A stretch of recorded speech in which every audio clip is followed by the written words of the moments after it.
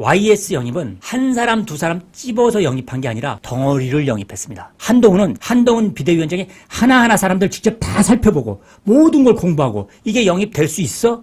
영입되는 게 좋아 나빠? 직접 하나하나 공부해서 뽑아놓은 사람들. 요게 한동훈의 바로 86운동권 종말 살아날까? 택도 없는 소리. 세 번째 꼭지 들어갑니다.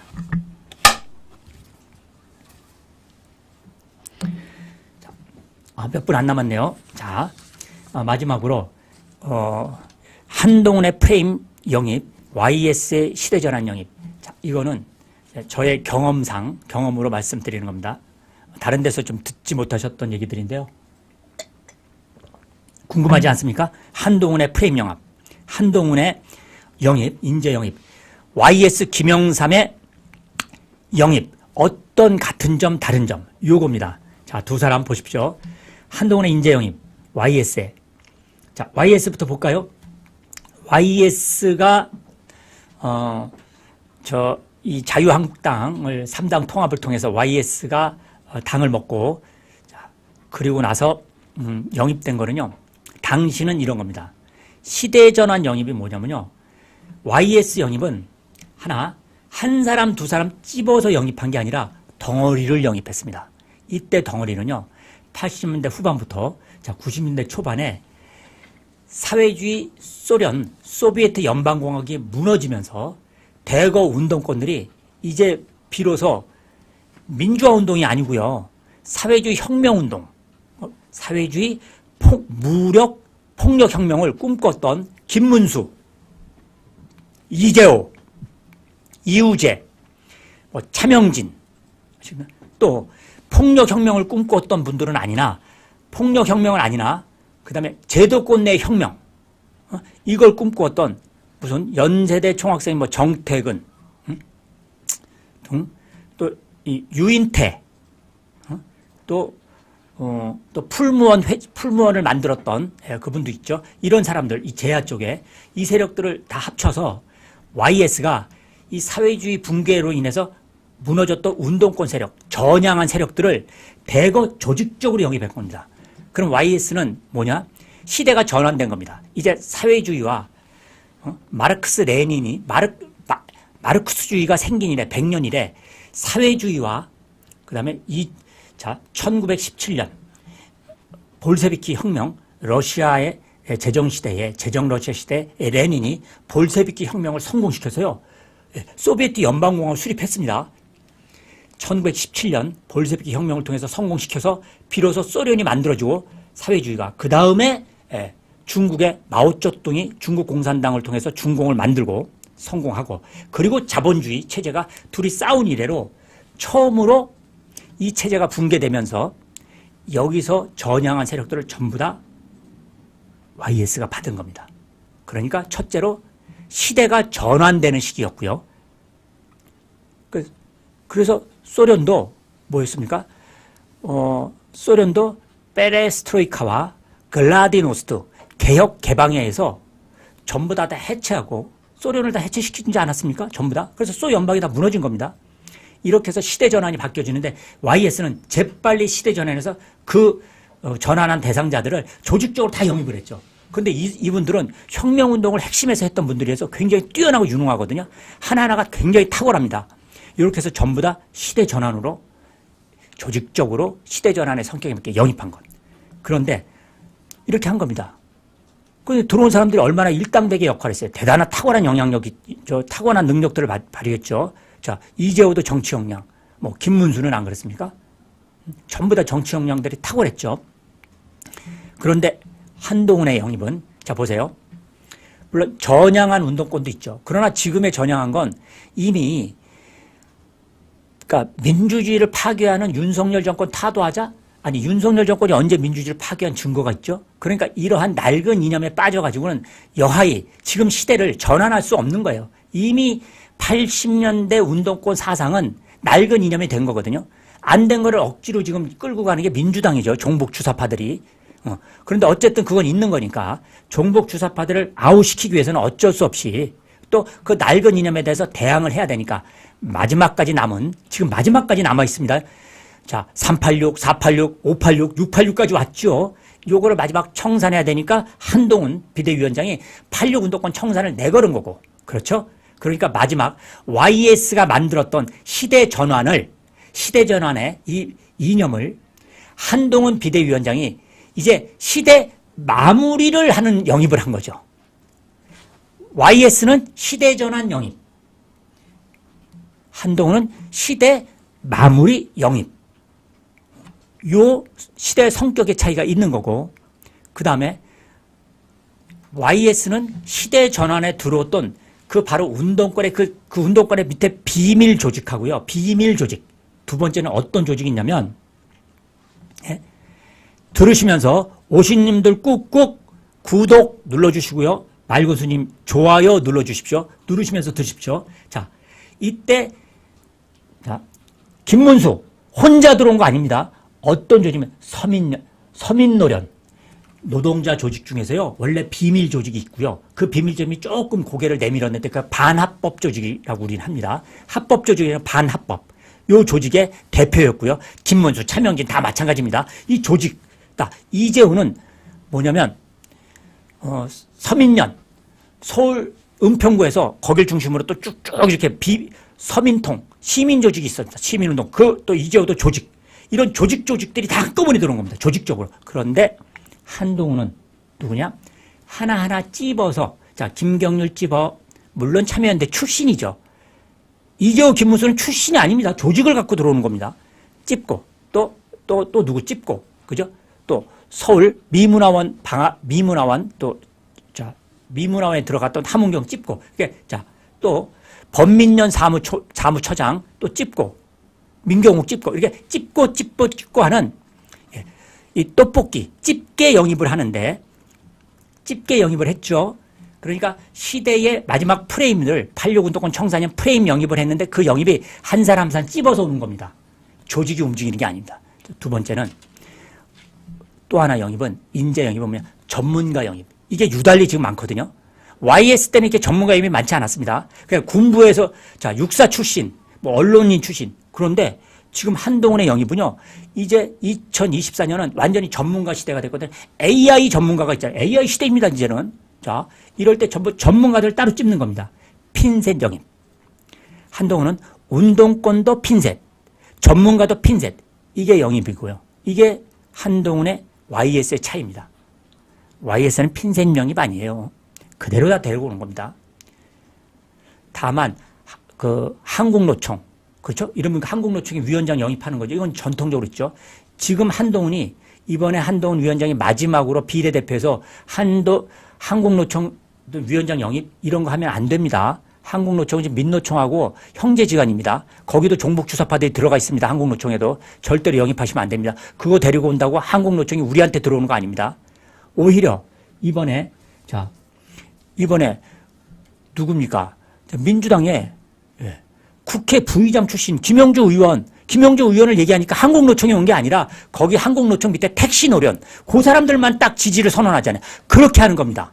아시겠습니까? 한동훈 비대위원장 영입을 비례대표를 그렇게 한꺼번에 하는 게 아니라 그렇게 찝어서 지금 이번에 김영주 위원장처럼 김영주 국회 부의장처럼 자 마지막으로 한동훈은 예전엔 그렇지 않았습니다.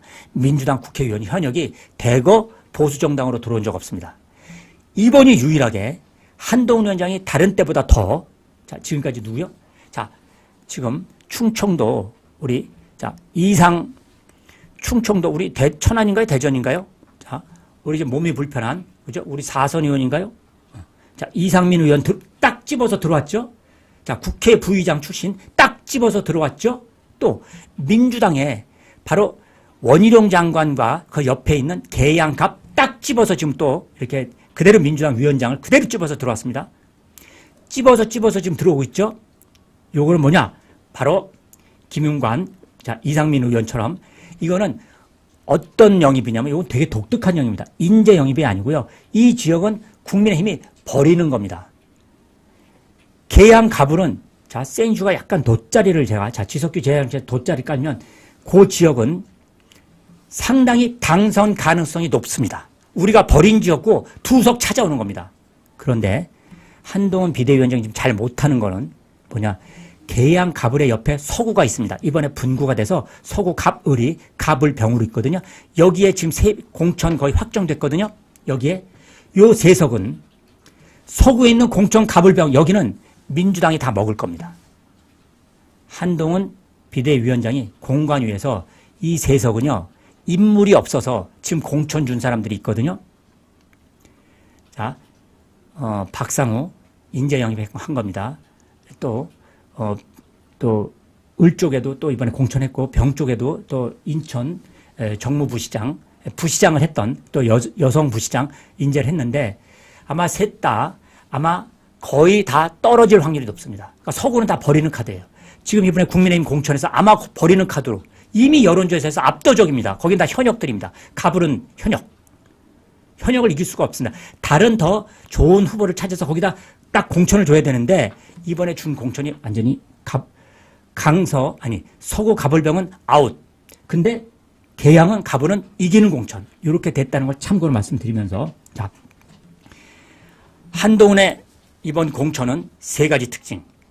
YS의 시대 전환 영입, 그다음에 조직적으로 덩어리를 갖고 오는 영입과 다르게 운동권 조직을 갖고 오는 영입과 다르게 이제 그 출신들을 하나하나 핀셋으로 뽑아서 인재 중심으로 영입을 한 것.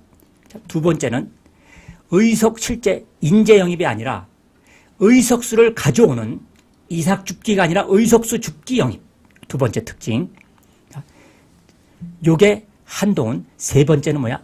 YS와 다르게 지금 AI 시대에 실제 각 부문에서 특별하게 독자적으로 성과를 낸 그러한 영입. 그런데 YS는 군 출신 영입, 언론사 출신 영입, 이렇게 그냥 대충 영입. 그게 그만큼 한동훈은 영입하는 하나하나 사람들에 대해서 YS는 밑에서 보고를 받고 그냥 영입을 했고요. 한동훈은 영입하는 걸 밑에 보고받고 당 사무처에서 이런 사람이 필요합니다라고 뭐 영입을 인재영입위원회에서 올라온 자료를 보고 하는 게 아니라 한동훈 비대위원장이 하나하나 사람들 직접 다 살펴보고 모든 걸 공부하고 이게 영입될 수 있어? 영입되는 게 좋아 나빠? 직접 이렇게 하나하나 공부해서 뽑아놓은 사람들. 요게 한동훈의 이번에 영입도 신경 쓰고 정성을 들이고 관심 두고 이런 영입의 차이인 겁니다. YS는요 일일이 보고받지 않았습니다. 당시에 YS 당시에 운동권들이 영입될 때요. 저도 고민을 많이 했거든요. 그런데 용기가 없어서 들어가지 못했어요. 함께. 저는 못 들어가겠더라고요. 용기가 없어서. 왜냐? 이게 전향을 하게 되면요. 어마어마하게 운동권에서 그 전향한 배신자에 대한 그 배신자에 대한 그 비난과 비판은 어마어마하거든요. 심지어 전향을 할 때 어떤 말이 있냐면 만약 전향하면 테러를 가한다고 운동권 내부에서 그런 얘기까지 전달을 받았거든요. 저 같은 경우도. 저도 심지어 산호맹에서 저도 산호맹 출신인데 다른 쪽으로 전향을 할 때 뭐라 그랬냐면 노선만 바꿔도 테러를 가한다고 할 정도로 운동권은 그런 조직입니다, 여러분. 지금 시민사회 운동하는 거하고 다릅니다. 그렇게 테러를 가한다는 그 테러를 당할 수 있다는 것까지 각오하고 전향을 하는 겁니다. 지금 전향하는 사람들은 상관없습니다. 지금 국민의힘 전향한다고 누가 그 당시 누가 또 이상한 놈이 와서 정신 나간 놈이 테러할 수도 있죠. 그런 테러 말고 당시에는 운동권에서 조직적으로 테러를 한다는 그런 말입니다. 자, 이상 YS 시대전환 영입과 한동훈의 핀셋 프레임 영입 이상 여러분과 함께 했던 꼭지 세 번째 꼭지 마치고요. 그 아투 특히 여론조사 나왔던 거 여러분에 소개하면서 네 번째 우리 꼭지 들어갑니다. 오늘 아시아투데이 일면 사설과 또 탑 기사들은요 전부 다 자 이번 공천과 관련한 겁니다. 그래서 아까 말씀드린 여론조사 요거 먼저 아시아투데이 일면인데요. 이게 그러니까 20대 그다음에 여성층도 등 돌린 민주당. 이거 민주당 심각합니다. 20대가 등을 돌리고 M세대 여성층은 이건 기본적으로 국민의힘에서는 버리는 카드들이거든요. 원래 여론조사 안에서는. 그런데 이 여성의 등을 돌린 겁니다. 민주당에 대해서. 여기 리얼미터 여론조사인데 리얼미터는 잘 들으십시오. 좌파 계열의 여론조사 기관입니다. 그래서 국민의힘에 우파에게 우호적이지 않습니다. 그런 좌파 쪽의 여론조사 기관에 뭐가 있느냐? 정당 여론 이렇게 나왔습니다. 국민의힘이 46.7%, 더불어민주당 39.1%. 근데 40이라고 그냥 제가 퉁칩니다. 그러면 약 7% 가까운 건데 6, 7%. 이게 리얼미터에서 처음으로 나온 겁니다. 데드크로스. 지금까지 리얼미터는요, 국민의힘에 박합니다. 여론조사가. 이렇게 나왔습니다. 자, 이번 아시아투데이 일면은 이런 30여일 앞두고 국민의힘 지지율이 오차 범위 밖에서 이 좌파 여론조사 기관이 한 건데요. 민주당에 역전한 결과가 잇따라 나오고 있다. 비명 행사, 민주당 공천 파동과 함께 이 비명 현역 의원 탈당 리스크가 이게 장기화되고 있잖아요. 그 결과 때문에 이게 리얼미터 얘기입니다. 그 결과 때문에 원인이 이 지지율이 역전에 이어서 민주당은 드디어 계속 추락으로 이어진 결과로 풀이된다. 공천 파열음이 지속되면서 제1야당의 민심이 등을 돌린 것이라는 리얼미터의 해석이다. 이렇게 지금 얘기하고 있는데요. 중요한 건 이 여론조사 중에서 데드크로스는 또 골든크로스로 국힘이 치고 간 것 중에 다른 데랑 다르게 지금 이번에 중요한 건 뭐냐. 여성층이 돌아서고 있다는 거, 또 20대 지지율이 국민의힘 여성층과 20대가 국민의힘의 오차 범위 밖으로 격차를 보이기 시작한다는 거. 그래서 리얼미터는 지역별로 서울 지역은 이미 끝난 것 같은 지지율입니다. 서울이 48%. 압도적입니다. 강원도도 압도적 60%. 강원도 무척 세죠. 강원도는 이번에 다 먹을 것 같은 느낌입니다. 뭐 부산, 경남, 대구, 경북 빼겠습니다. 그런데 성별로 남성이 46%, 여성이 47%다. 이렇게 여성이 많이 국민의힘이 오차 범위 밖으로 간 적은 한 번도 없습니다. 근데 민주당은 계속 전교조 세대. 근데 이게 50대 초반까지입니다. 50대 지지율도요, 50대 후반대가 아니라 50대 초중반은 이게 전교조 세대거든요. 그래서 40대에서 민주당은 여전히 전폭적인 지지를 받고 있습니다. 53.5%. 그러니까 40대에서는요, 민주당이 앞서고 있습니다. 반면에, 아까 했던 MZ세대 중에 특히 20대, 여기서는, 민주당이, 국민의힘과 지지율이 서서히 국민의힘이 앞서고 있다는 결과입니다. 이 리얼미터는 국민의힘이 그 이후로 이 한동훈 비대위원장이 이 공천, 또 총선에서 입단속, 내부 교통정리, 또 대통령에서의 민생 릴레이가 계속되고 있죠. 이런 정책 어떤 행보, 이게 국민의힘에는 긍정적인 효과, 또 민주당에는 임종석 아웃, 또 고민정 또 최고위원 사퇴, 또 서른 의원 나갔죠. 박영순 의원 등등, 또 이 광주까지 계속 지금 아웃되고 있습니다. 이런 오선 의원 안민석, 변재일 컷오프 이런 공천 갈등 여파가 계속이 바로 여론조사, 이 MZ세대까지 또 여성층까지 역전되는 것의 원인이라고 일면 아시아투데이에서 얘기하고 있습니다.